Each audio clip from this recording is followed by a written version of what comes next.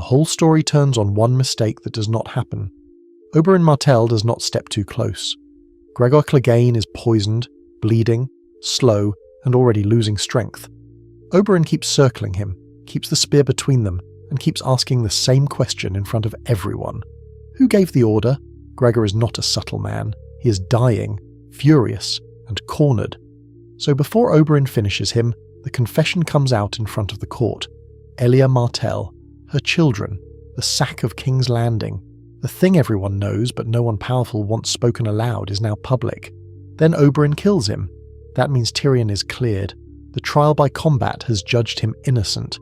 Cersei cannot simply throw him back into a cell without making a mockery of the whole system. Tywin cannot ignore what everyone heard. And Oberyn has done something much bigger than saving Tyrion. He has turned the trial into an accusation against House Lannister. Messengers ride for Dorne almost immediately.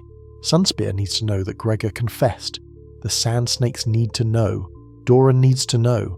And King's Landing suddenly becomes extremely dangerous because the Martells now have a reason to move, and Tyrion Lannister is walking around free with every reason to help them. So the capital does not calm down after the trial. It becomes a room full of people pretending nothing has changed, while everyone knows something just broke.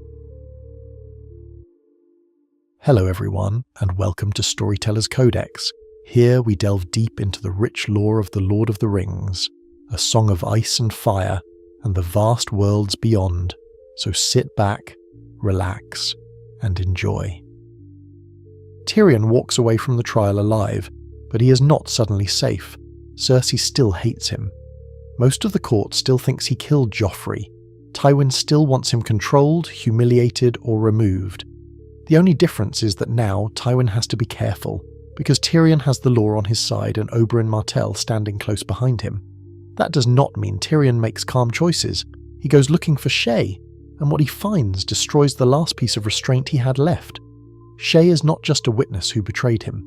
She's in Tywin's bed, protected by Tywin, used by Tywin. The betrayal is personal, ugly, and impossible for Tyrion to explain away. So Shae dies, but Tywin does not. That is the important change.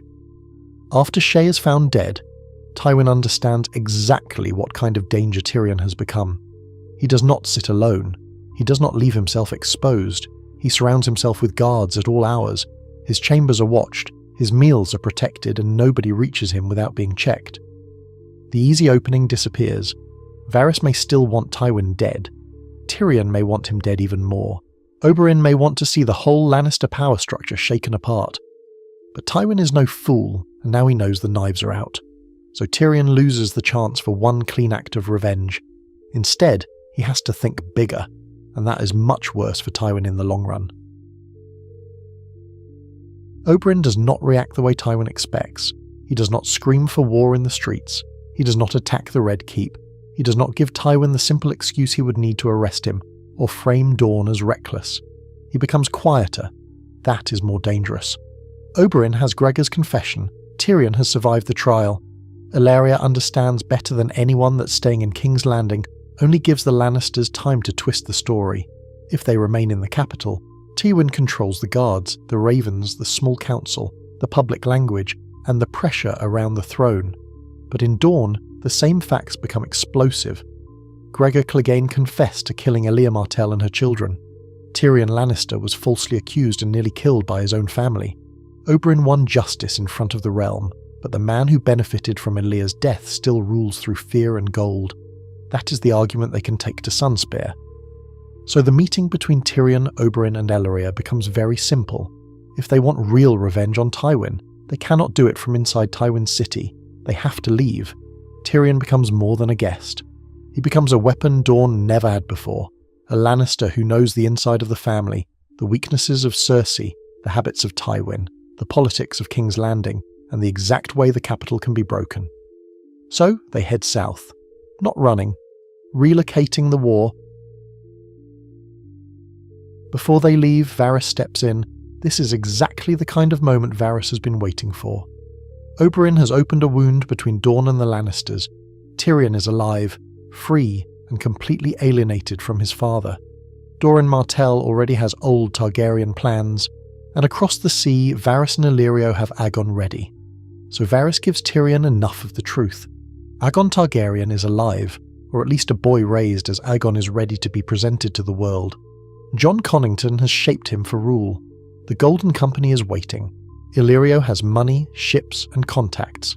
Varys has spent years making the realm weak enough for the right claimant to land, but Aegon alone is risky. Dorne alone is risky. Daenerys alone is risky.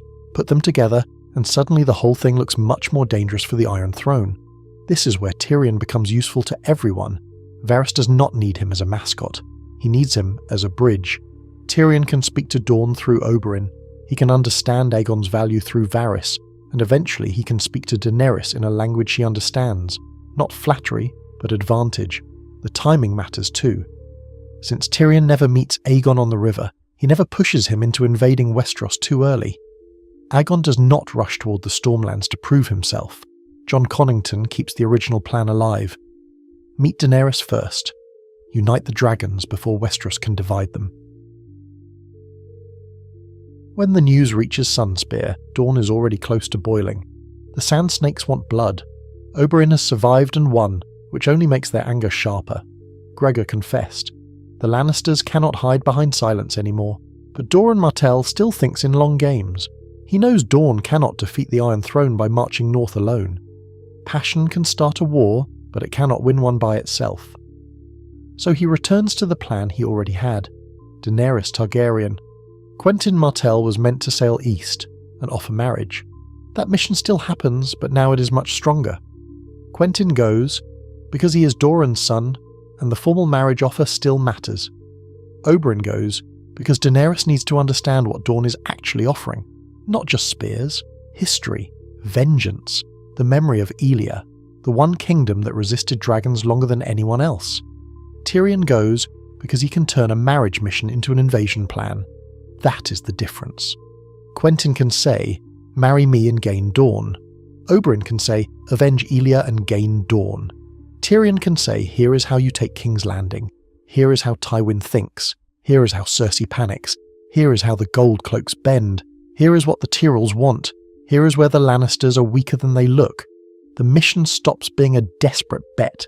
It becomes the beginning of a coalition, and at the same time, Aegon and Jon Connington are moving toward the same destination, Meereen.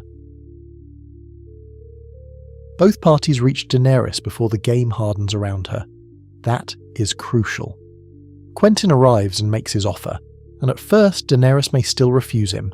That part makes sense. Quentyn is brave and decent, but he does not feel like destiny. He is not the kind of figure who walks into a room and changes the air. Oberyn does. Daenerys may not trust him immediately, but she cannot ignore him. Oberyn is the brother of Elia Martell.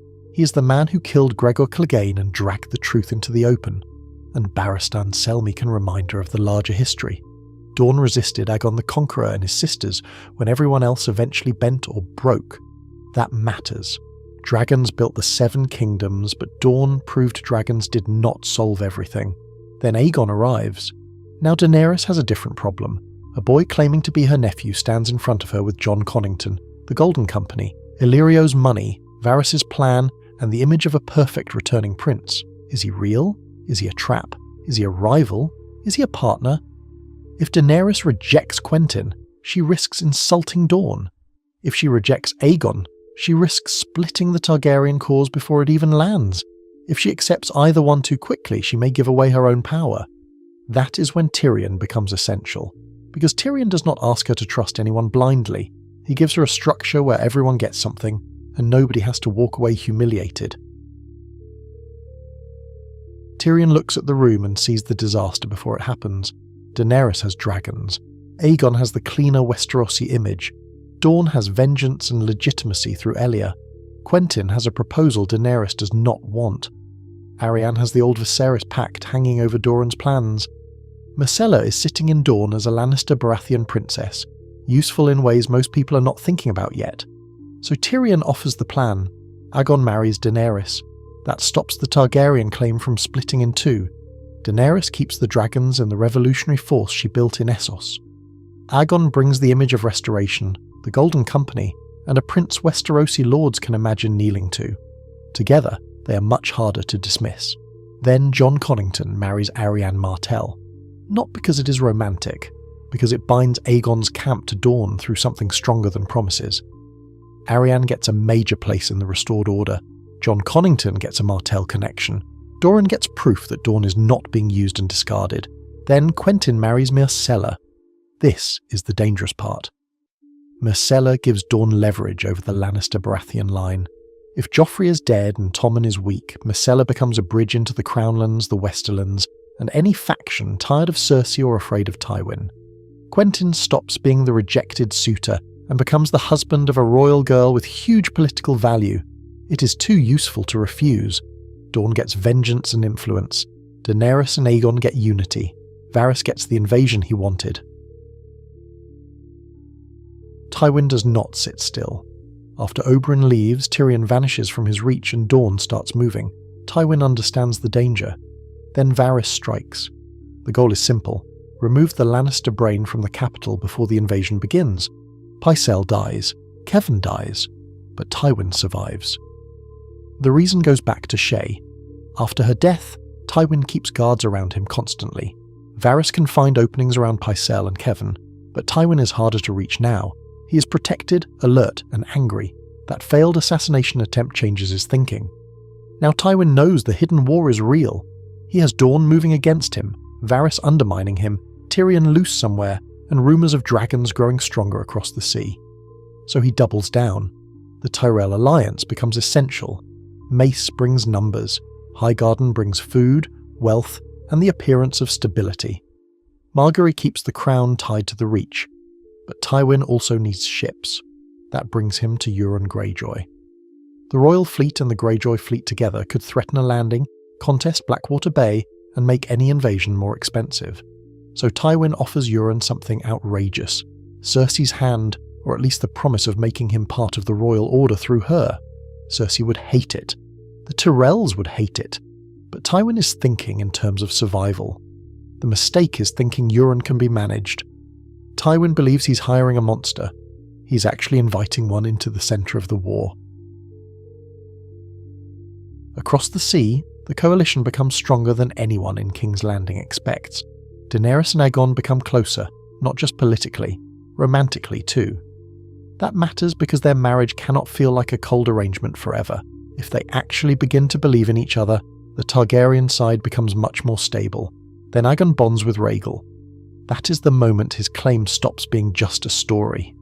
Daenerys has Drogon, the largest and fiercest dragon. Aegon has Rhaegal, green and bronze, proof in the sky that he's not just a boy with a banner. Viserion remains unclaimed, which everyone notices, but 2 dragon riders are already enough to terrify Westeros. The army around them is absurdly strong. Barristan Selmy commands the ground forces and gives the campaign honour and discipline. Jon Connington commands the armada and plans the landing with the urgency of a man who knows he may not have much time. Oberyn leads Dornish spears, turning the invasion into revenge for Aelia as well as restoration. The Golden Company brings exiles, officers, siege discipline, and elephants. The Unsullied bring infantry that will not break.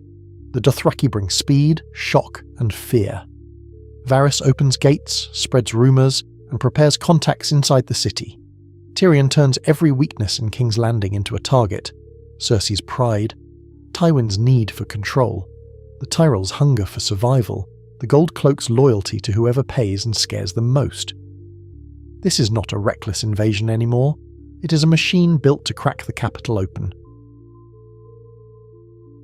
The defence is still powerful. Tywin has the Lannister armies, the Westerlands, the Crown's institutions, and the fear his name still creates. The Tyrells bring the Reach, huge numbers, food, horses, and the political cover of defending the throne. The royal fleet is strengthened. Euron brings the Greyjoy fleet, experienced reavers, and a level of unpredictability no normal commander can plan around. So this is not dragons burning a helpless city.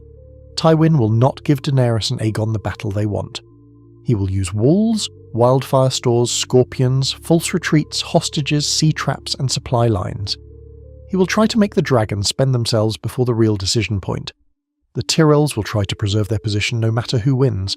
Cersei will make everything more unstable, and Euron will not fight like an ally. That is the real danger. Because Euron has Dragonbinder, while everyone focuses on Drogon and Rhaegal, Euron reaches for the third dragon, Viserion. If the horn works, the battle stops being simple. Daenerys has Drogon, Aegon has Rhaegal, Euron may have Viserion. Now the invasion becomes dragon against dragon, and nobody fully understands the rules. Can Daenerys keep control if one of her children is stolen? Can Aegon prove he is more than a polished prince when the sky itself turns against them? Can Tyrion still outplay Tywin when Euron is making insane moves outside the normal game? Can Oberyn get justice without watching the world burn around him? That is where this version ends. Tyrion wins his trial, Oberyn gets the confession, Dorne joins early. Aegon and Daenerys unite before Westeros can split them apart. Tywin survives long enough to build the strongest defence he can, and then Euron reaches for the one power no one should touch. So what happens? Do Daenerys and Aegon break King's Landing with 2 dragons and the best coalition in the world? Or does Euron stealing Viserion turn the whole war into something even Tywin cannot control? If you're interested in The Lord of the Rings or A Song of Ice and Fire, click one of the links on the screen to dive deeper into the lore. Thanks for watching, and we hope to see you next time.